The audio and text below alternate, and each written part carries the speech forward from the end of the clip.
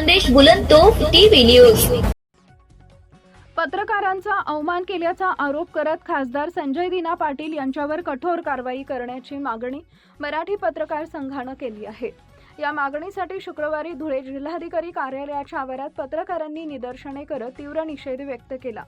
यावेळी पत्रकारांनी पत्रकारांचा अपमान कोणत्याही परिस्थितीत सहन केला जाणार नसल्याचं स्पष्ट करत संबंधित खासदाराविरुद्ध तातडीने कठोर कारवाई करण्याची मागणी केली।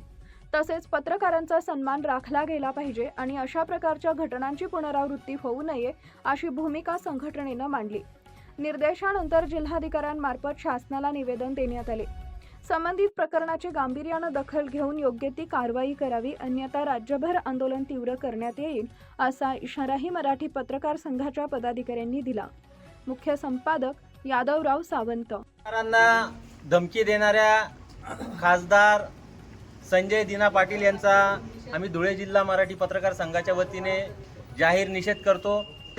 पत्रकारांना अर्वाच्य शब्दात बोलणाऱ्या संजय दिना पाटील यांच्यावर कठोर कारवाई करण्यात यावी, त्यांनी केलेल्या कृत्याची सखोल चौकशी करण्यात यावी अशा आशयाचे निवेदन घेऊन आज धुळे जिल्हा मराठी पत्रकार संघाच्या वतीने आणि सर्व पत्रकार बांधवांच्या वतीने आम्ही जिल्हाधिकारी कार्यालयावर निषेध केलेला आहे।